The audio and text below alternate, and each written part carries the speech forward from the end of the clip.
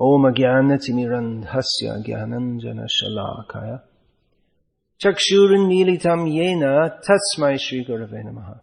Very nice poetry, even if we don't understand the meaning of it, the sound. It's very beautifully formed. The castle was fully equipped with all necessary paraphernalia, and it was pleasing in all seasons. It was decorated all around with flags, festoons, and artistic work of variegated colors.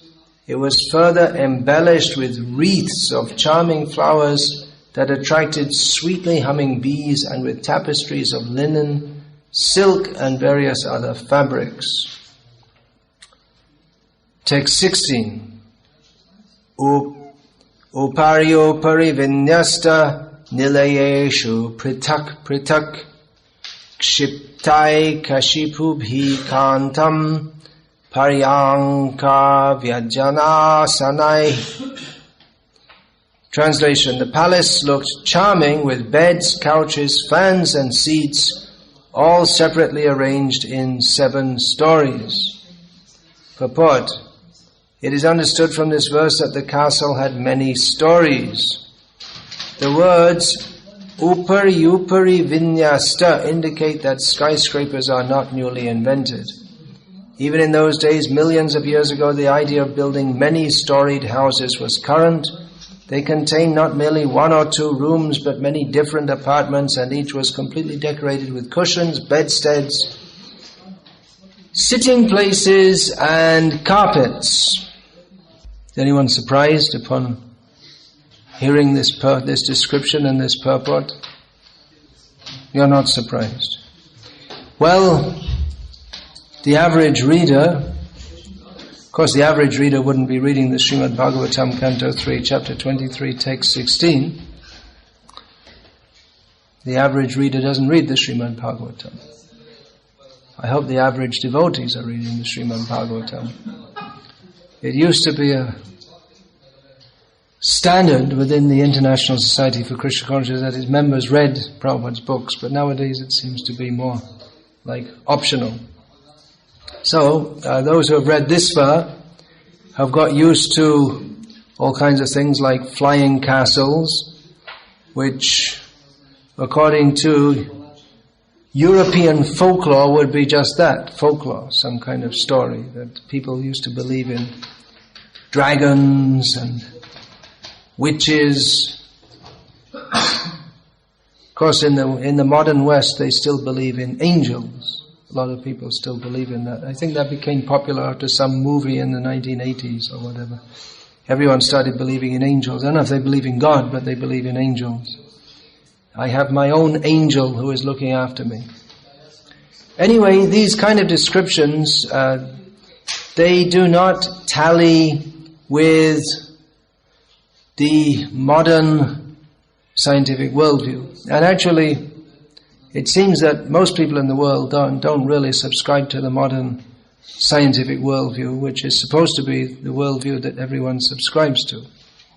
But most people, it seems that they don't, because otherwise this Harry Potter wouldn't have become popular.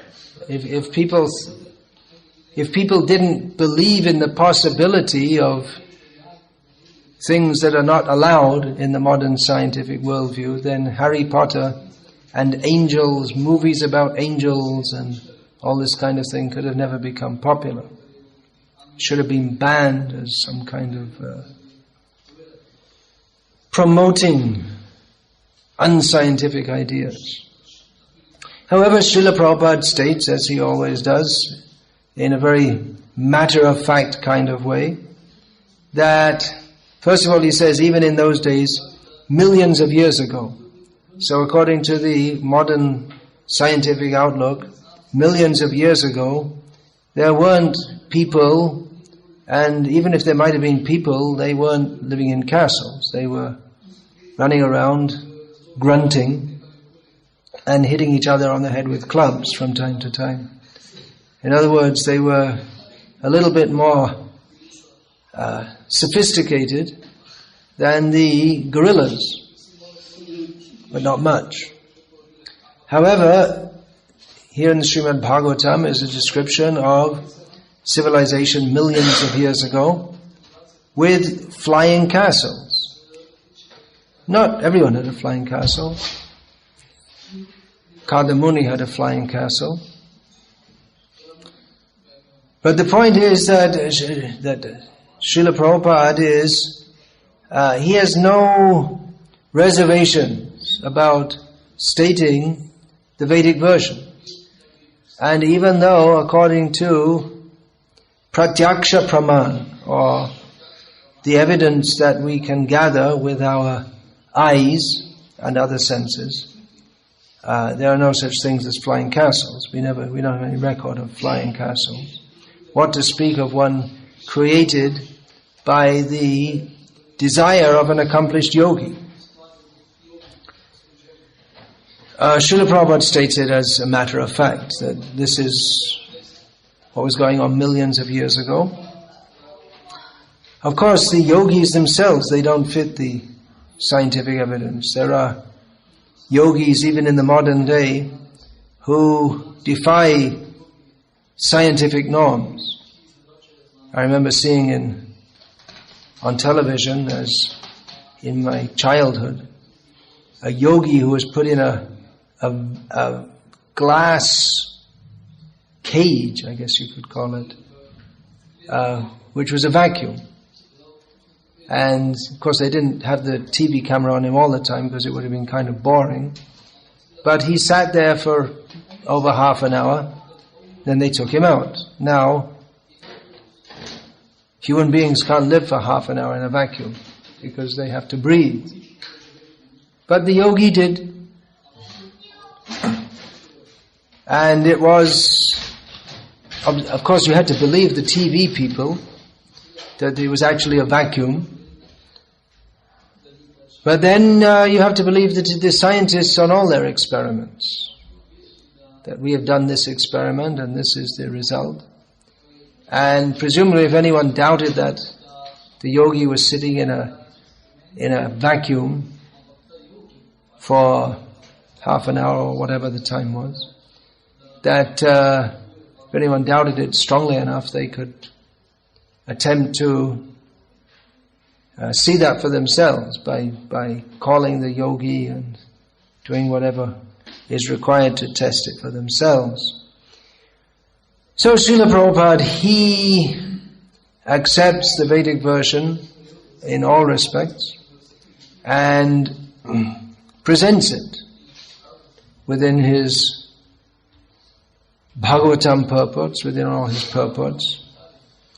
And Srila Prabhupada has no qualms in going against the way of thinking, the current of thought that is prominent in the world today. Srila Prabhupada is independent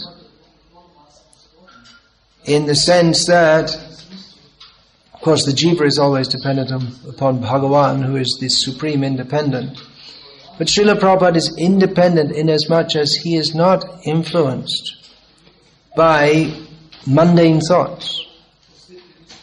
He's not influenced by the current worldview. Of course, some people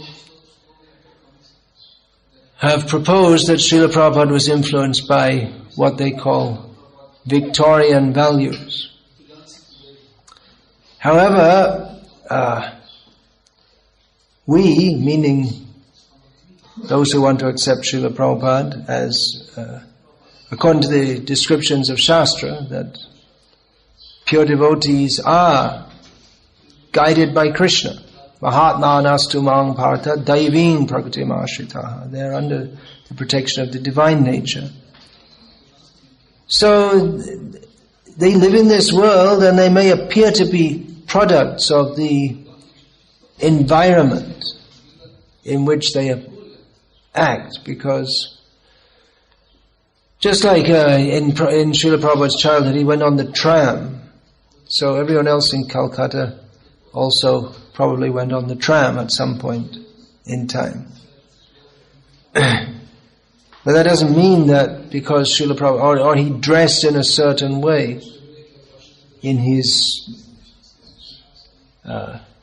life prior to taking sannyas. Srila Prabhupada, we see photos of him sometimes dressed in a businessman's suit, sometimes dressed in traditional Indian dress, which was common. That was the norm in India in those times. The Western dress had not taken over as it has today, among men almost universally, and increasingly among women, who otherwise... Anyway, I don't want to get too much into Indian culture, that's not the purpose here. But anyway, we may say that, well, you see, he was just influenced by the dress codes of the people around him. No, not really. He was influenced by Krishna, but because he came in this world to execute the mission of Krishna, therefore he blended with the world in as much as was necessary to execute his mission within the world.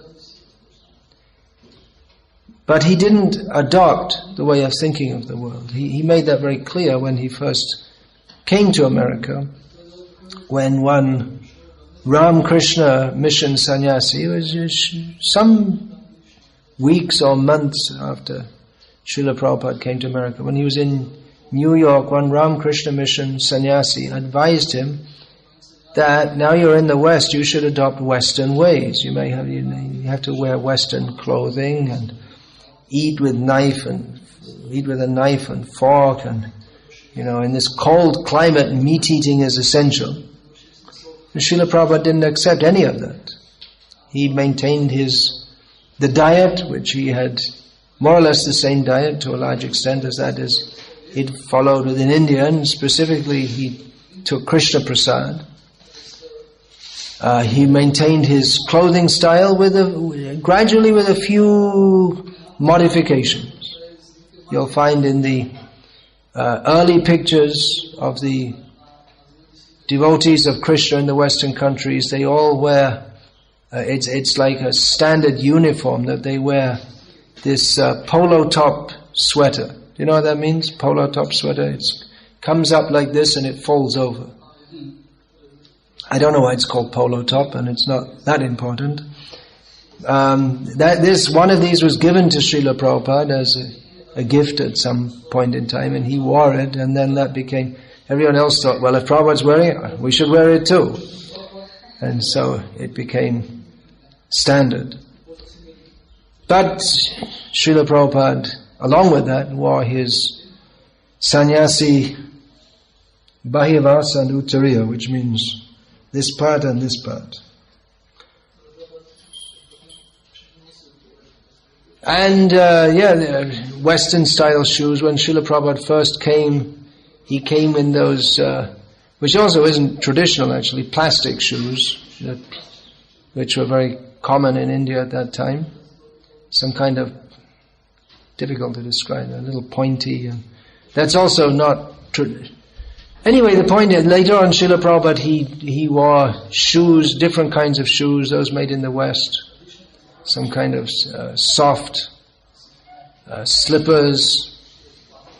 So the point is that Srila Prabhupada, he chose what he wanted to do, and he adopted to Western ways somewhat, not very much. But always he was acting on behalf of Krishna. He lived in this world for the sake of communicating Krishna consciousness, but he wasn't influenced by the Western, or even for that matter by the Indian way of thinking. He was against the general way of thinking in India at that time, as today still, is that we have to make material progress. Of course, that's there all over the world, but it was very strong in India, and although previous to that there had been a very strong ethos in India that we need to make spiritual progress. And Srila Prabhupada himself often told anecdotes which demonstrated the spiritual nature of the culture which was prominent in India previously. He told the story of one Brahmana who was living near to Krishnanagar in Bengal, who was visited by the king, local king, and the local king saw him living in what we would nowadays call abject poverty, to use a cliche. And the king offered the Brahmana something, that let me do something to help you. But the Brahmana refused. He didn't want to take charity from a king. It's very dangerous to take charity from rich people, because then you become ingratiated. The rich people, they're rich in almost all cases because they're materialistic. And materialistic means they know how to exploit people better than... everyone's trying to exploit everyone else, but those who are rich, they're pretty good at it. They're exploiting others better than the other people around them. So even when they give charity, it's not without strings, if you know that expression. Do you know what that means? It's not without any condition. They'll want something, either to be praised by the Brahmin, or they'll want, of course those in the days before photographs, but they like to have their photograph taken. People give charity, just like this Lions Club or Rotary Club. It's all formed so that the members of it can get some praise for their charitable activities. After exploiting people and making lots of money, then they give a little bit of it away and have their photo put in the newspaper so that they can be shown as a greatly generous person. So, the Brahmana may be obliged to, then the king may come, he may have some dispute with someone, and he may come and the Brahmana may feel obliged, well, I have to support this person because he's giving me charity. He becomes the servant. He becomes dependent upon the rich person. That was the case with Bhishma and Duryodhana also, Dronacharya, that they couldn't speak up when Draupadi challenged them. How can you sit there while I'm being insulted? Is this dharma? Obviously it was adharma. But Bhishma said, well, dharma is very difficult to ascertain. He started waffling because he didn't want to. He thought that I can't go against Dhritarashtra and Duryodhana because they've supported me all these days. He became I've been living in their palace and they've been maintaining me. And he became compromised. He's not independent. So anyway, the Brahmana, he said, no, I don't want anything from you. Thank you very much. And the king said, well, how are you living? It's just such a broken down place and nothing to eat. He said, well, my disciples, they go out and they beg a little rice every day, and we have some wild vegetables growing here. We cook it with that and we're living. That's all. You'd rather live in poverty than become dependent upon the king. He maintained his independence. This is an important quality for a Brahmana. Independence, integrity. That you don't have to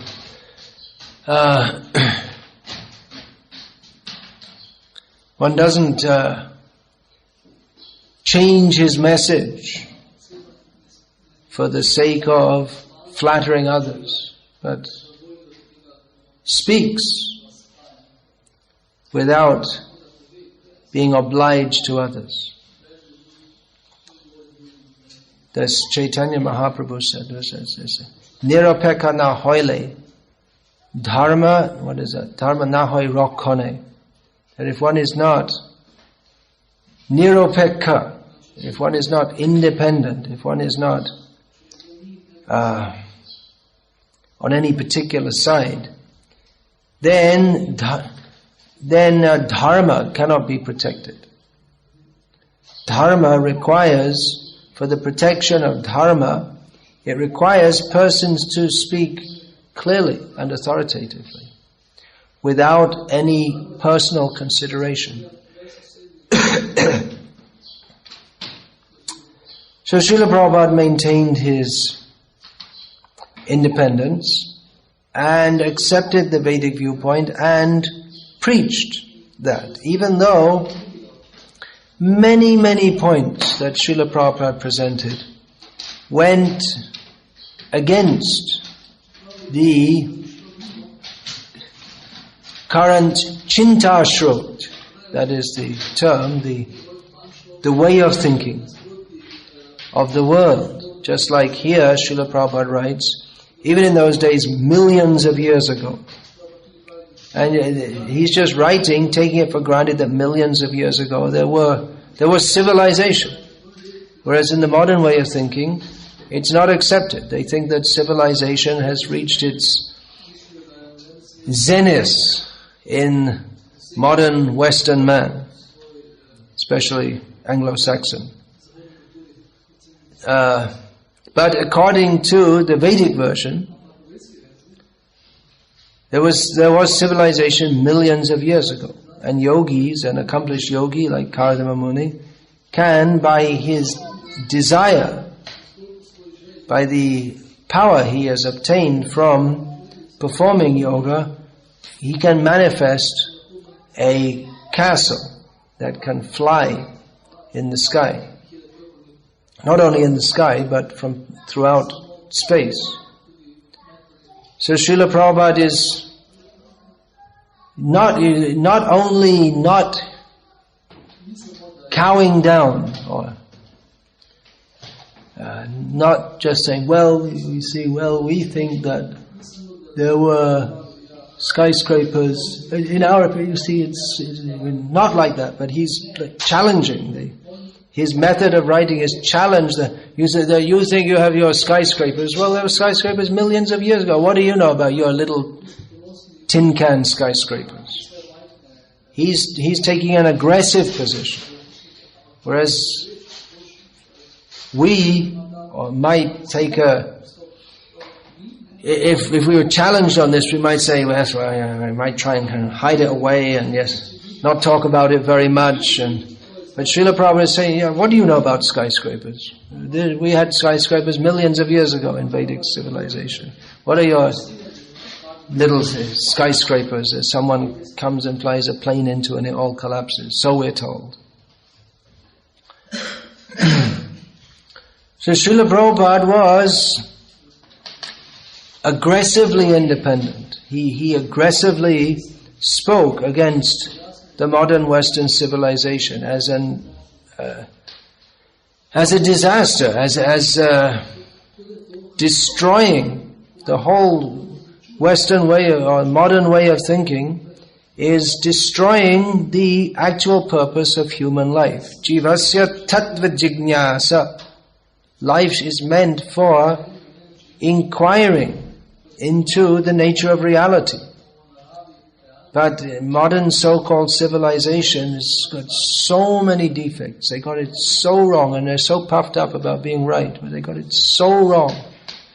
I mean, even in terms of human happiness, it's the worst situation.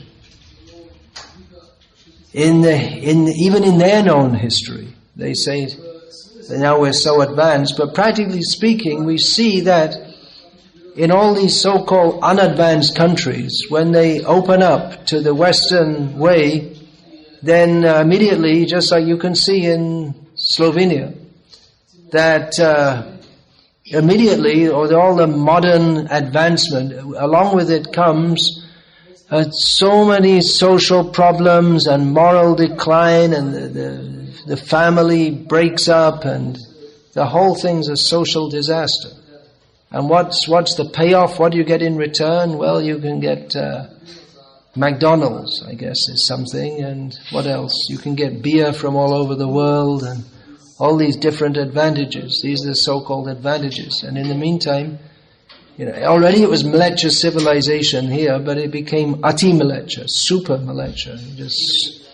It went from just being kind of average degraded to being super degraded. Of course, in the meantime, the Western, or the further West has become super degraded, so you're still not as advanced or degraded, however you want to call it. So the modern society is a disaster. It's based on a colossal mistake of considering that jivasya indriya sukha jignasa, that the life is meant for searching after happiness for the senses. It's a massive mistake, and it's a massive hoax, because it's vigorously propagated that life is meant well, they don't even talk about what life is meant for. They don't want people to get very philosophical. They just pump the idea that life is meant for eating McDonald's, eating in the McDonald's restaurants, and various other activities for sense gratification. So Srila Prabhupada, his books are revolutionary. Tadvag visargo janataga viplavaha.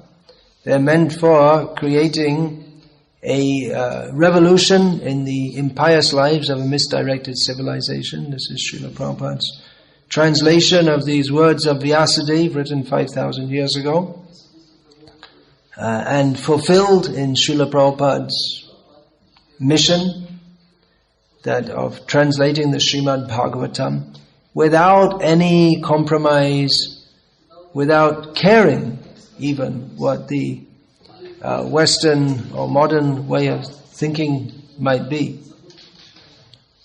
Not that Srila Prabhupada was simply dogmatic.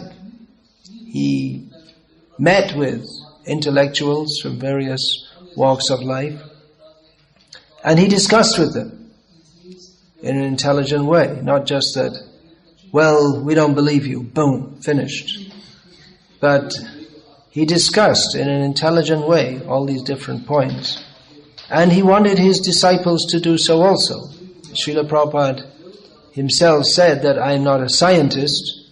He pointed out brilliantly, we have that book, Life Comes from Life, we find that Srila Prabhupada brilliantly pointed out the defects in the modern scientific way of thinking, but he wanted his disciples, those among them who had training in the modern scientific method, to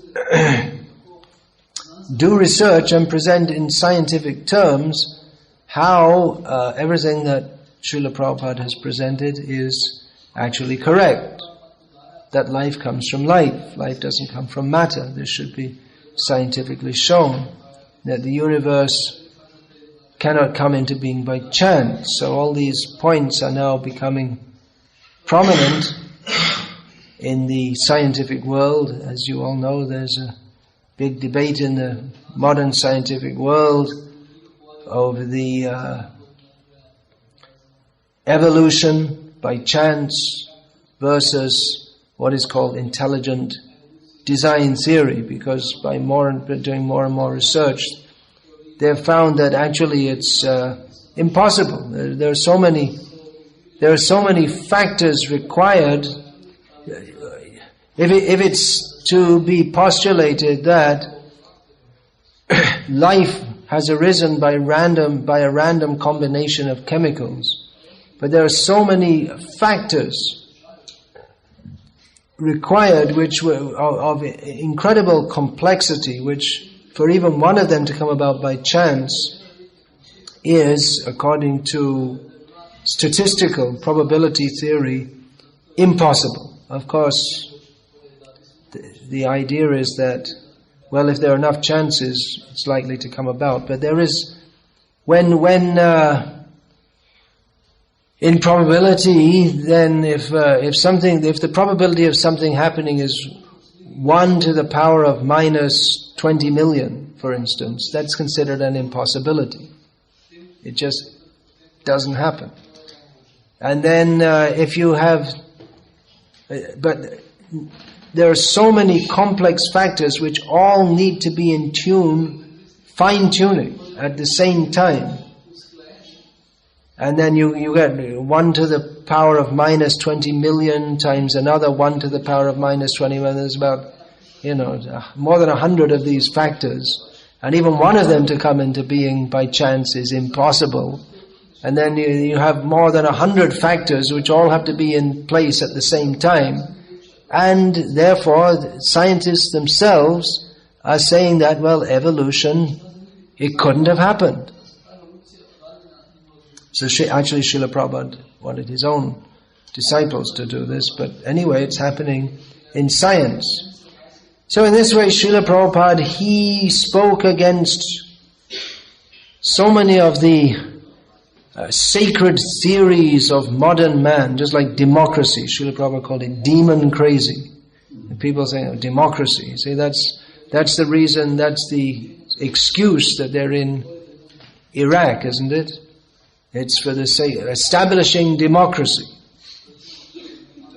I'm sure the people of Iraq would have been more happy to have been harassed by Saddam Hussein than to be harassed by the various noble soldiers of the United States of America and other countries, and not had their democracy. Rather, their position is worse off than it was under Saddam. Rest in peace.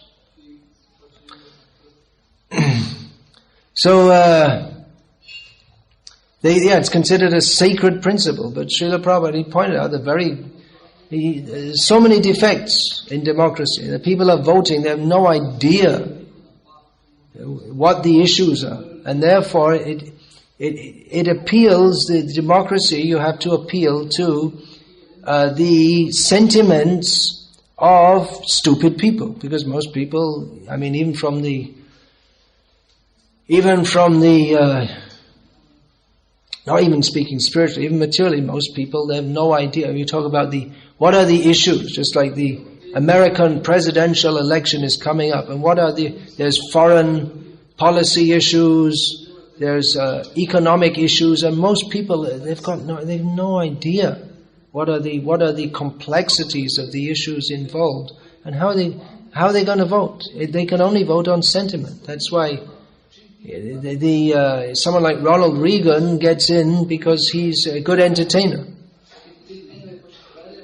He was practiced as an actor, and you have to know how to smile on the TV screen, and there's no way it's someone with an ugly mug. You know what an ugly mug is? A mug means a face, but people who have ugly faces, they're called ugly mugs.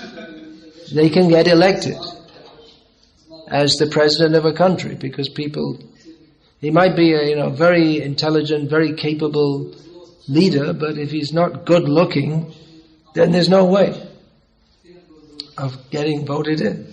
You have to be good looking because people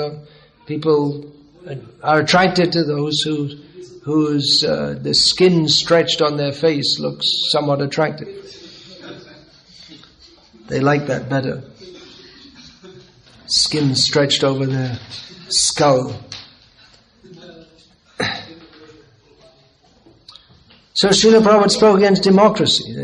He said there should be a king, absolute power. So people, they hate this idea because, we had Hitler, and we had Stalin, and we have the Western world is a history of kings who one by one got either thrown out or their powers taken away. So the saying is that power corrupts and absolute power corrupts absolutely. I'm sure you have that in Slovene also, is it? That saying? But Srila Prabhupada spoke of kings who were not corrupt because they performed their kingly duties knowing that jivasya tattva jignasa, we should live for the sake of inquiry into the supreme truth. They understood this principle. And therefore, just like Parikshit Maharaj or Bharat Maharaj, they gave up their kingdoms very quickly, without, they were not attached to that. Not like, as Prabhupada pointed out, the modern rulers, they either have to die or you have to shoot them or something to get them out of office. They cling on to their office. So Srila Prabhupada spoke against democracy. He spoke against women's liberation. By the way, we're not supposed to talk about that nowadays, but actually he did. He spoke against the modern educational system. That he referred to the modern education as slaughterhouses. They destroy the spiritual, the actual inquiring propensity, and fill the consciousness up with all kinds of bogus ideas. Not only did he speak against modern education, but he even said that most people shouldn't be educated. It's not necessary, that sounds like something, a call for a return to a primitive way of life. But Srila Prabhupada pointed out that, you see, if someone's going to be a barber, what do they need to study trigonometry for? Or Shakespeare? It's not required. And most of the people in the world are going to be barbers, or even in the modern life, bus drivers. And what is a bus driver, what is he? When he's turning the bend, he doesn't have to calculate the angle and what is the cosine and all this kind of thing. He just turns the wheel and looks out to see there's no one in the way. That's all. Doesn't need a... And he can just read some pictograms. That's all. You don't need to have pictogram. Just like the signs on the road, they're pictograms. It's just like it shows a sign of a bridge. It means there's a bridge up ahead. This is supposed to be like what the ancient Egyptians or whatever, they had this kind of... according to modern theory, it was a precursor to writing. But it's all over the world. Nowadays, you see, just like you see the men's toilets and the women's toilets, they have a pictogram, isn't it? Although both men and women nowadays both wear pants, trousers, but the men's toilet has a picture of a man with, that's the man with the pants, and the woman has a skirt, something like that. So anyway, the point is that education is not required for everybody, and all this so-called advanced education. So like this, so many things that Srila Prabhupada said, they go against the sensibilities of modern man, and I'm over time now. So, as I was saying yesterday, we have to accept, if we're going to accept Srila Prabhupada at all, then sarvam etad vritang manye, we have to, yanmang vadasi, we have to accept what he says. We can't take and pick and choose. That I like this bit, I don't like this bit, I accept Prabhupada was right on this, but he wasn't right on that. That means that we are placing our judgment and our intelligence above him, which is an offense, and it definitely means that we're not in the position of a disciple. We may have difficulty understanding or accepting something that he says, as we find Arjuna had difficulty in accepting and understanding some things that Krishna said. But then Arjuna asked, he wasn't shy, he said, Arjuna asked Krishna that I don't understand this, it doesn't say. And then Krishna explained it to him. And when Arjuna was fully convinced, then Krishna said, okay, let's get on with the fight. Otherwise, as Srila Prabhupada states, at the end when Krishna asks Arjuna that, okay, are you convinced? And Arjuna said, yep. Okay. And Krishna said, okay, let's go. But Prabhupada commented that if Arjuna wasn't convinced, Krishna would have been ready to speak the whole Bhagavad-gita again to him, to make him convinced. As long as he was inquiring submissively, Krishna was prepared to instruct him. But if Arjuna starts to say that, I can't accept that, that's too much, then he ceases to be a disciple. He became a disciple. Shishaste hang shadimang twang prapannam. I accept, I've surrendered to you, I accept you as a guru.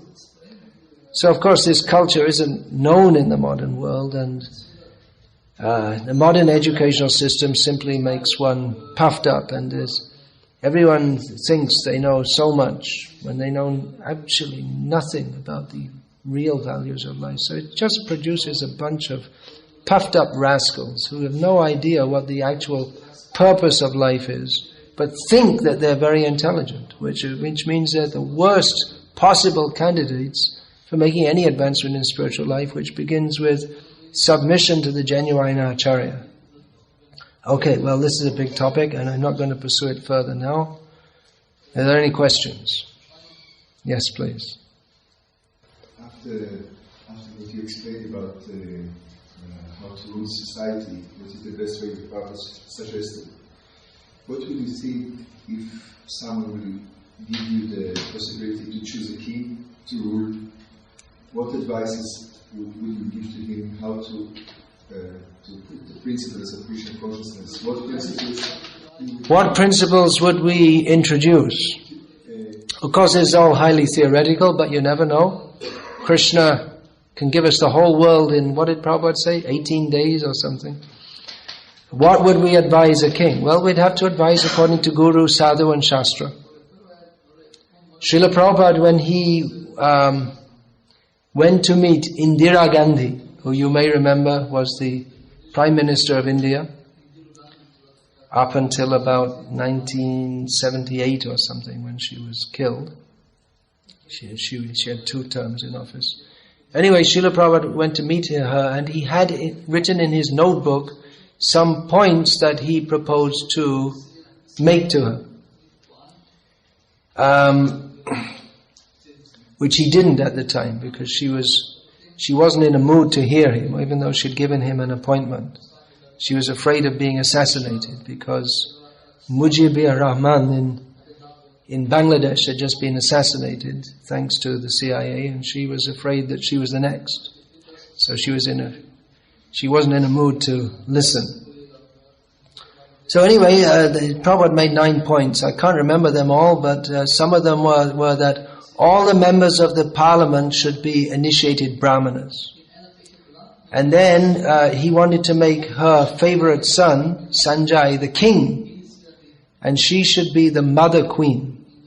He didn't want to have a woman in charge, it seems, even though she was capable in many ways, of ruling. I'm not commenting on her policies, but she was in charge, there's no doubt. She was the boss. Then Prabhupada said, no public meat eating at home. That's another. Then he said that Bhagavad-gita should be made the national scripture, I can't remember, chanting in every home. Slaughterhouses closed. These were some of the policies. Slaughterhouses closed, yeah. So these were some of the policies that Prabhupada wanted to institute. So what we read in Prabhupada's books, meat eating, gambling, intoxication, illicit sex, that should be stopped. How to practically do it? Well, I can't say. I haven't studied this very deeply, and you'd have to see according to the situation, but it seems like Prabhupada wanted to institute it all at once.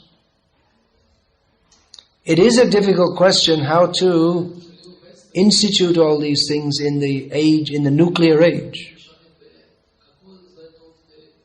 Anyway, it is highly theoretical at the present time, but we should be ready to give advice to heads of state. That's what brahmanas used to do. The kings would find the best brahmanas in their kingdom and call them to their court to be the ministers. I heard that